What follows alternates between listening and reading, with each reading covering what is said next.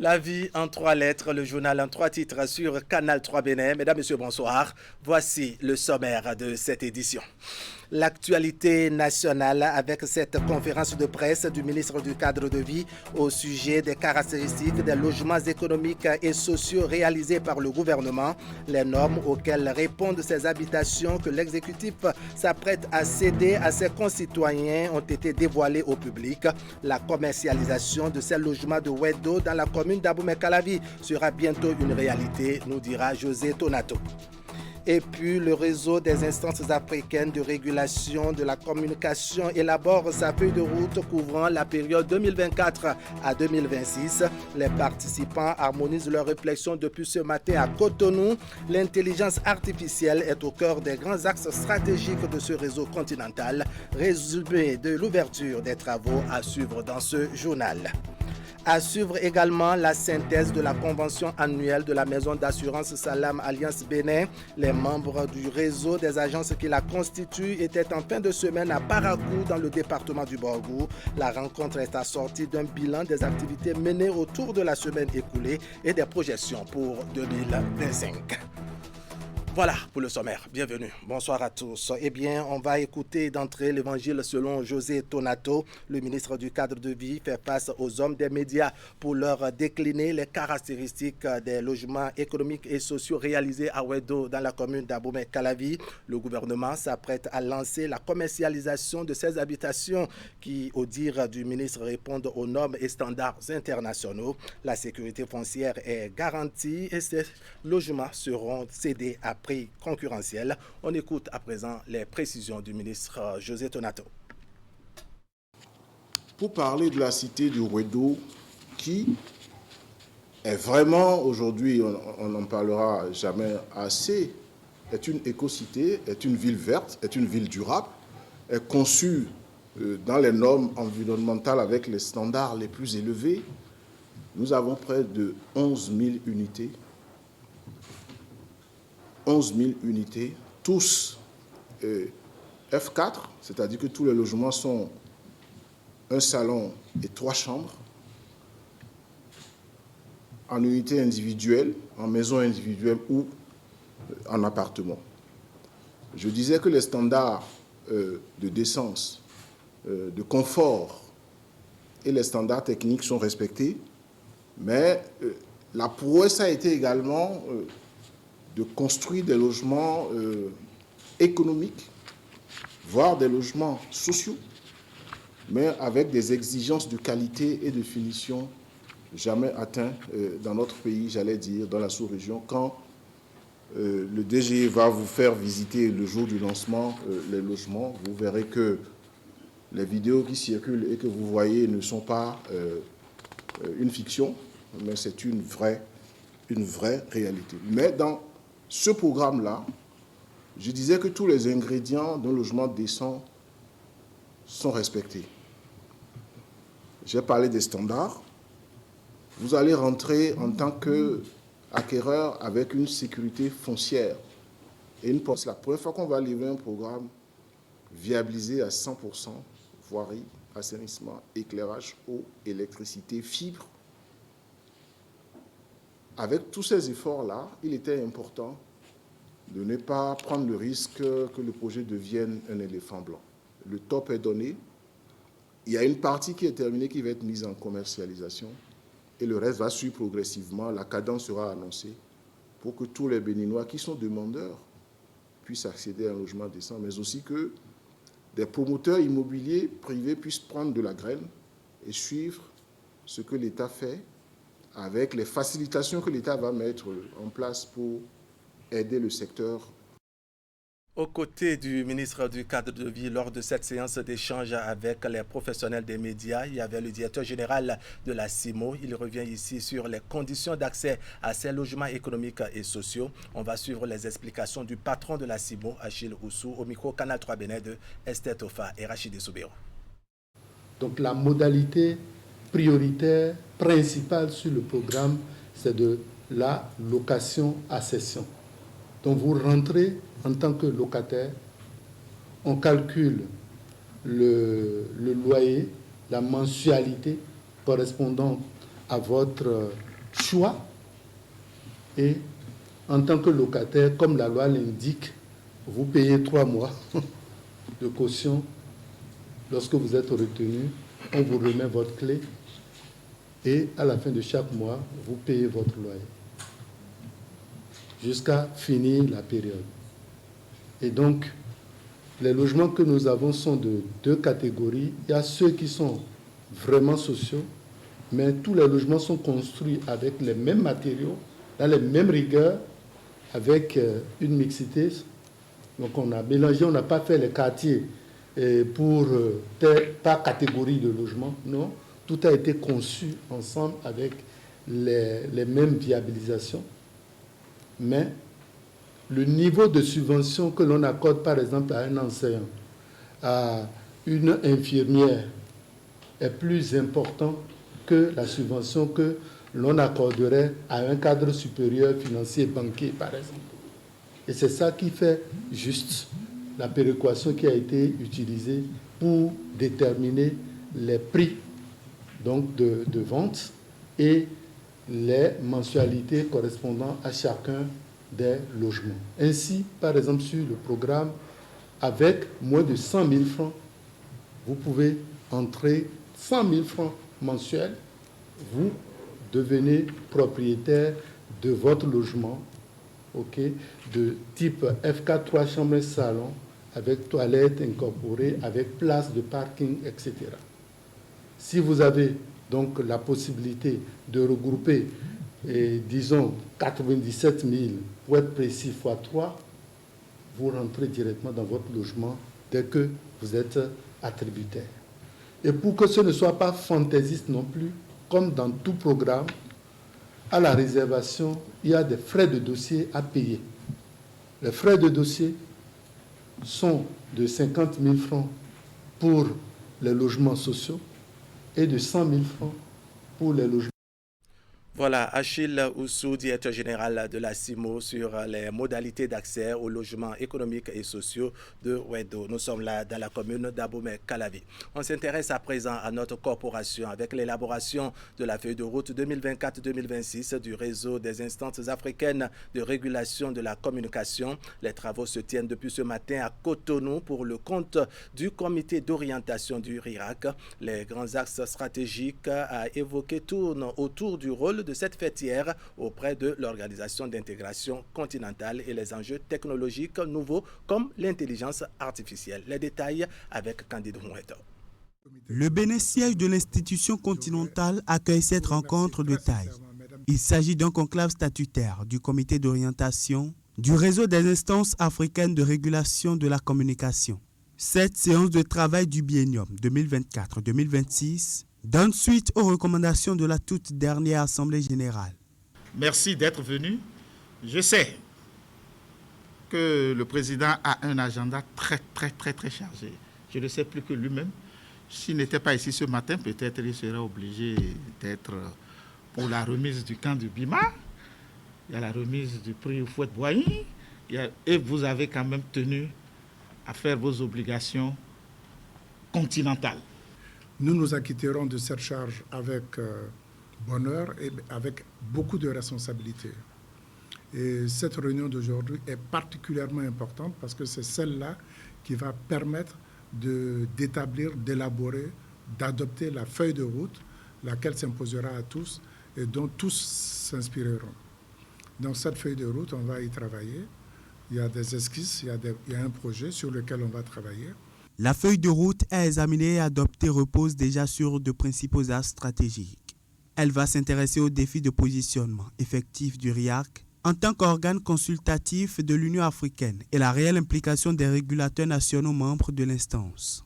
La question de l'intelligence artificielle est aussi au débat, au volet de son rôle dans la désinformation, la mésinformation et la propagation du discours de haine. Il faut que nos informations, notre communication, notre information se réfère à nos réalités. Et c'est le rôle des régulateurs d'apporter leur contribution, surtout face à des situations qui sont générées à travers les plateformes numériques, les réseaux sociaux, qui devraient normalement être un profit pour tous, mais malheureusement utilisés par certains pour détruire nos sociétés. Le président de l'institution de régulation ivoirienne à la tête du RIARC a salué les conseils de la 7e mandature de la RAC pour leur récente distinction dans l'ordre national du Bénin. Il a particulièrement reconnu les mérites du président Edouard Loko pour son travail de continuité au secrétariat exécutif du réseau depuis son entrée en fonction. Et comme je l'ai annoncé en titre, on évoque maintenant l'allégresse des membres du réseau des agences de Salam Alliance Bénin Assurance qui se sont retrouvés à Parakou en fin de semaine. Ensemble, ils ont fait le bilan des activités de 2024 avec une forte projection sur 2025. C'est à la faveur de ce qu'il convient d'appeler convention annuelle. Tout s'est déroulé en présence du directeur général de cette maison d'assurance et de notre reporter, Ulrich Abalo. Reportage.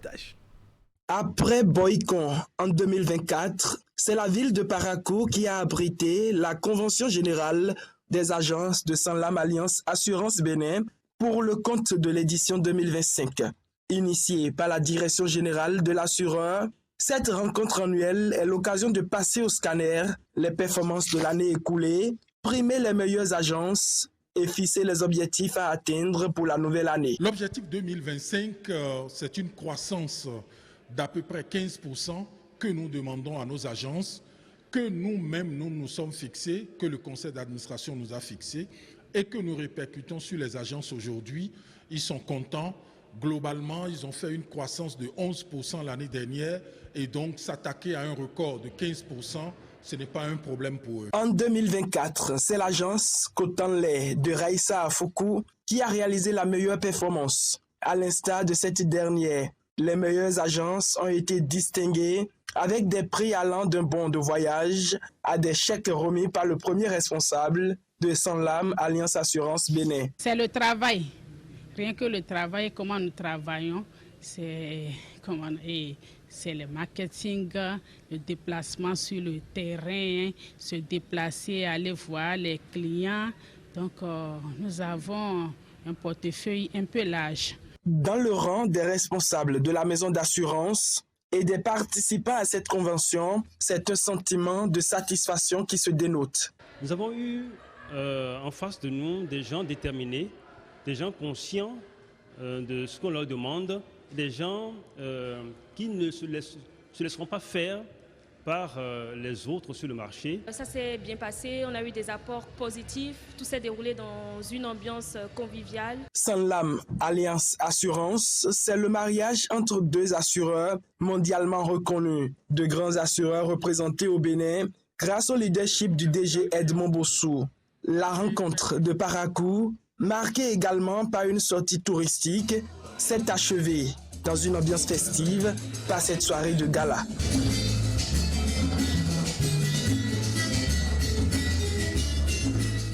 Voilà, c'était trop beau pour durer.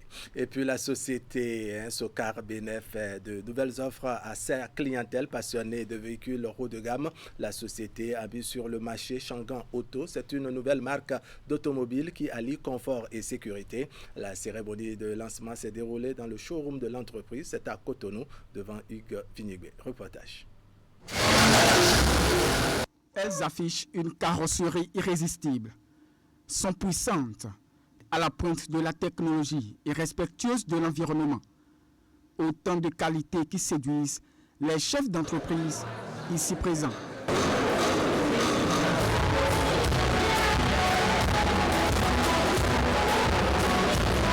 Shangan Auto, c'est la marque de ces nouveaux joyaux de la société Socar Bénin. Notre partenariat avec Shangan Auto est le fruit d'une vision commune. Offrir aux conducteurs béninois des véhicules qui allient sécurité, confort et performance. Cette marque est différente de la plupart des autres marques qui existent en Asie. Shangan est le premier constructeur automobile de Chine et aujourd'hui les véhicules qu'il propose sont supérieurs en tout point, en termes de design, en termes de qualité, en termes de service. Et je peux vous dire autre chose, c'est que la garantie qu'ils offrent à tous leurs consommateurs est supérieure. Les vedettes de cette gamme de véhicules intelligents sont la CS35, la CS55+, la CS95, et l'UNICA. Vous avez également, à l'intérieur du CS35, un écran de bord numérique intelligent offrant toutes les informations essentielles et un écran tactile d'infodivertissement avec une interface fluide et intuitive. Le CS35 dispose d'un assistant vocal intelligent. Moi, j'ai l'avantage d'avoir essayé l'une des premières sur au moins 500 km. Je peux vous dire que sur la fiabilité, la sécurité, la performance, sincèrement, elle n'a rien à envier aux voitures occidentales, je dirais. Filiale du groupe Fadoul, la société Socar Bénin est spécialisée depuis 1988 dans la distribution de véhicules particuliers et utilitaires sur le territoire national. C'est sans doute l'une des meilleures approches pour solutionner le problème de mobilité des biens et des personnes dans le département du Zou. La région a connu la mise en service de plus d'une dizaine de tricycles taxis. Ces engins vont couvrir au fur et à mesure l'ensemble des différentes villes du Zou. C'est le ministre conseiller au tourisme, la culture, aux arts et des sports qui a présidé la cérémonie de lancement en présence de nombreux acteurs politico-administratifs à Abomey. Les précisions avec Imet Hélène Amoussou. Une douzaine environ. Ces engins neufs constituent les premiers d'un lot de tricycles taxis mis en circulation dans le département du Zou. Ils vont désormais assurer la liaison entre les diverses villes, de même que les localités proches des régions voisines. L'initiative est portée par un opérateur économique et son ONG, soutenu par le gouvernement. Ces moyens roulants dénommés ZENA vont permettre non seulement aux populations de circuler librement, mais aussi de sécuriser le déplacement de leurs usagers. Avec pour objectif de faciliter davantage la mobilité des populations, la mise en service de cette flotte de tricycles taxis vient à point nommé selon plusieurs acteurs politico-administratifs, et ceci pour de nombreuses raisons. Bien évidemment, nous allons accompagner cette initiative. Quand je dis nous, ce n'est pas seulement le maire de Boycon que je suis, mais c'est les 9 maires du département du Zou, afin que le bébé grandisse à une vitesse grand V.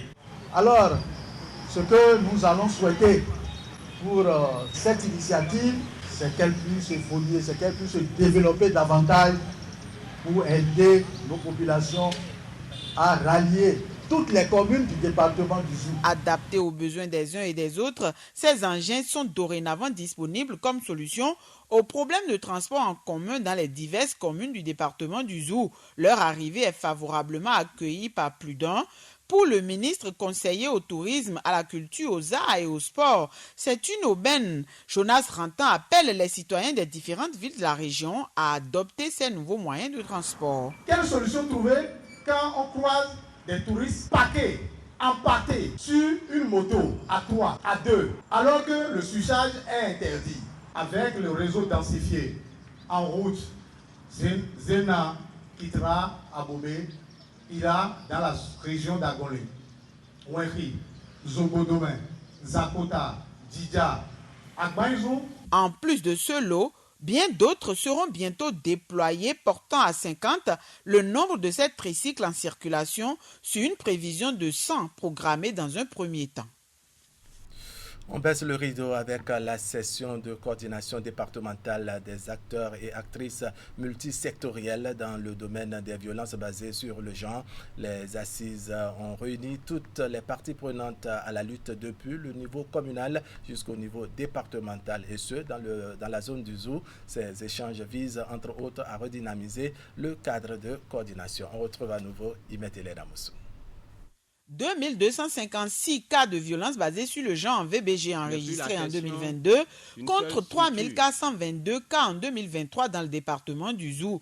Les informations proviennent du système intégré de données relatives à la famille, la femme et l'enfant, SIDOFE Nouvelle Génération. Face à l'évolution des chiffres dans le département, Médecins du Monde Suisse au Bénin mobilise une fois encore et soutient les partenaires institutionnels, les acteurs étatiques ainsi que les organisations de la société civile. Le but de la rencontre est de renforcer la synergie d'action entre ces différents acteurs. Ces victimes étaient dans les communautés, mais comme il n'y avait pas des actions de sensibilisation qui vont encourager ces victimes à aller se faire prendre en charge. On ne savait pas qu'il y avait ce taux élevé de cas de victimes de violences sexuelles basées sur le genre en communauté. Donc c'est les actions qui ont aidé à encourager, à éclaircir la communauté sur les violences qui existent. Les assises tiennent lieu de sessions de coordination départementale des acteurs et actrices multisectoriels dans le domaine des VBG. Elles regroupent toutes les parties prenantes depuis le niveau communal jusqu'au niveau départemental.